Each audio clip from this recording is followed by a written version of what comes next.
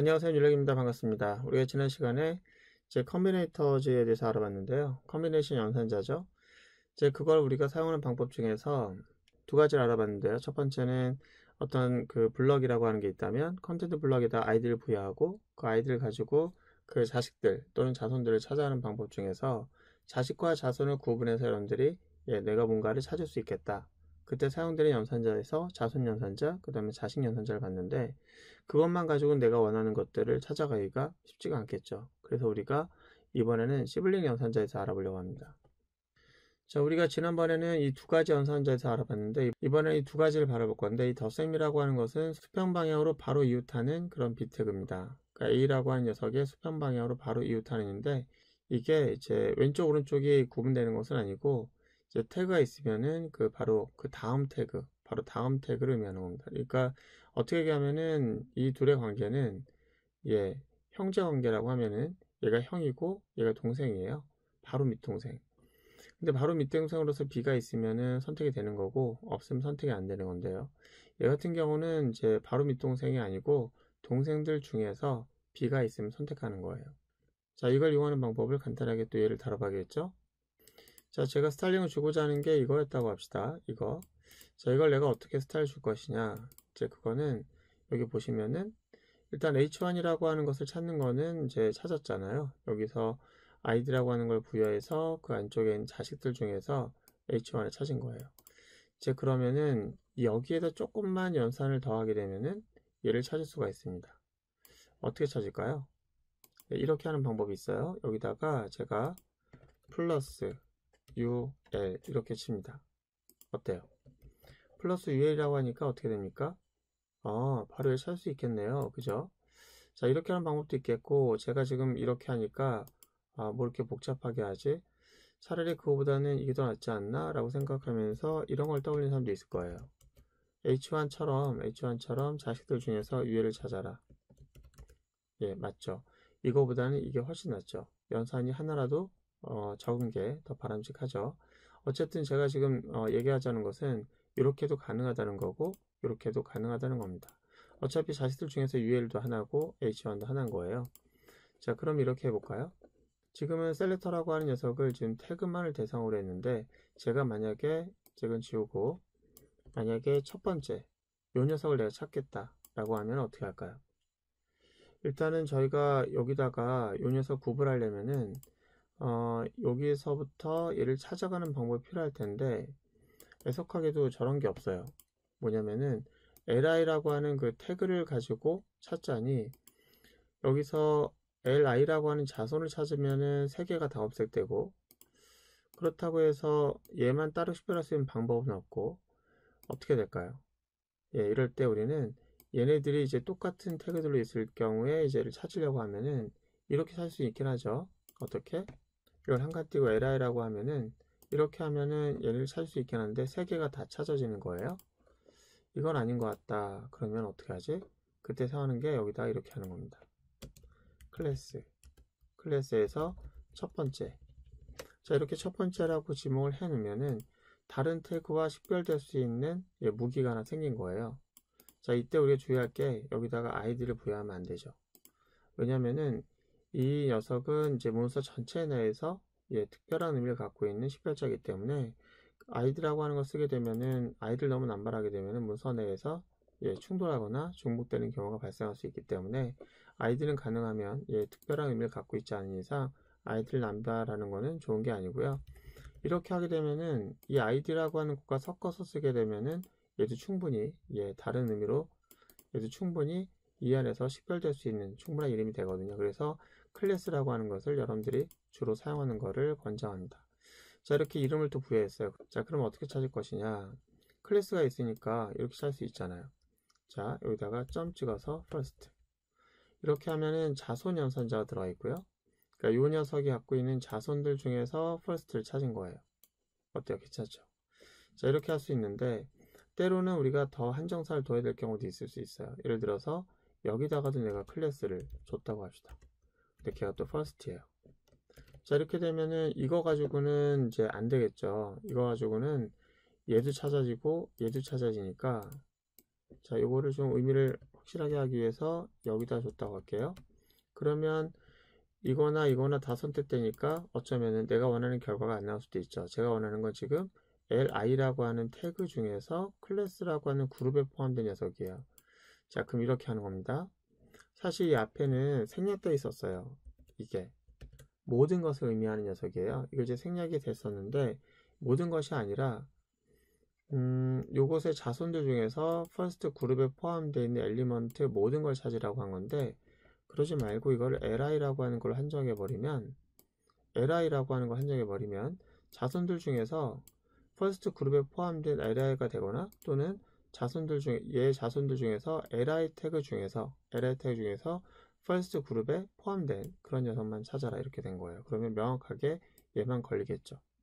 그쵸? 자, 그런데 이런 경우도 있죠. 우리가 이 안에 포함될 때 이렇게 포함될 수도 있어요. 자, 이걸 내려볼게요. 그리고 여기다 잠깐 내리고, 사실 이제 메뉴가 중첩될 수 있어요. 서브 메뉴 형식으로. 그러면은 ul을 또 가질 수가 있습니다. 그래서 여기다가 li라고 또 입력을 하고요. 이제 서브 메뉴 1 이렇게 했다고 할게요. 자, 이 상태에서 내가 만약에 클래스 해가지고 이것도 first라고 했다고 그렇게 해봅시다.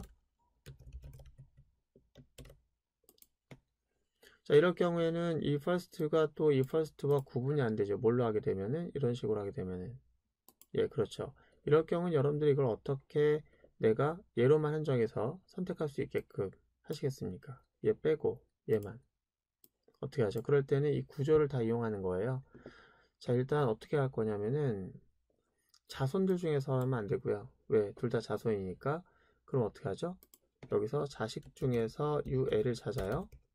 자식 중에서 ul. 그러면은 요 녀석이 갖고 있는 자식 중에서 ul을 찾으면 얘밖에 없죠. 자식 중에서니까. 자손이 아니고.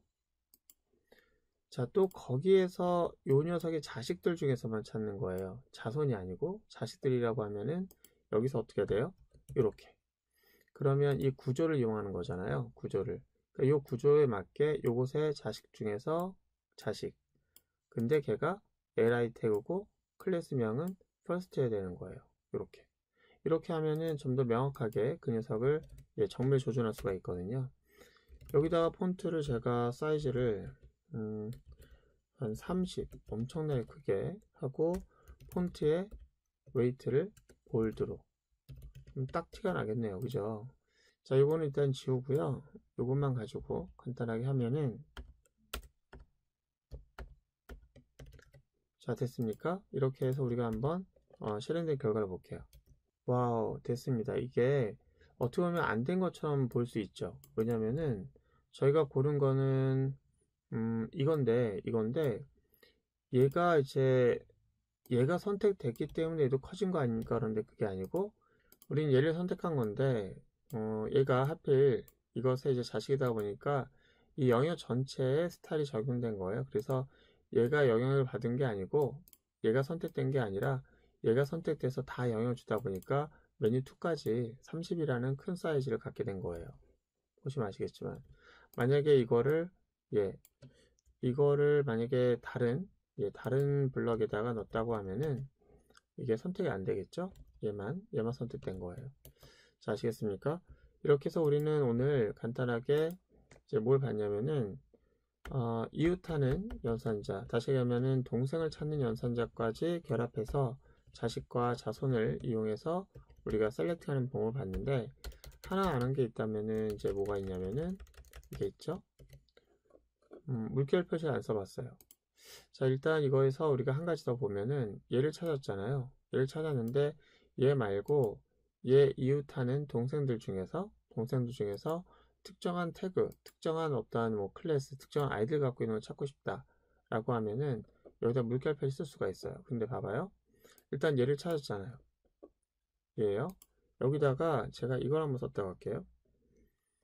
자, 플러스하고 .aa 이거 무슨 의미일까요? 플러스 .a 여기까지 찾았는데 걔가 누구냐면은 걔가 이제 얘예요. 얘 li 태그 요거 li 태그인데 거기에서 플러스라는 얘기는 바로 이웃하는 동생 얘를 얘기하는 건데 그게 그룹 AA에 포함되어 있느냐, AA에. 그러니까 얘가 클래스명이 AA가 있냐 물어본 거예요. 예를 들어서 이렇게 돼 있다. 그러면은 이거는 정상적으로 누구 선택한 거냐면은 얘가 선택이 된 거예요. 근데 얘는 이게 없잖아요. 그러면 지금 선택된 것은 아무것도 없는 거예요. 그래서 폰트 사이즈가 30이 되고 두껍게 나오는 그런 녀석은 없습니다. 보시는 것처럼. 근데 만약에 이제 그게 얘한테 있었다고 합시다. 이렇게.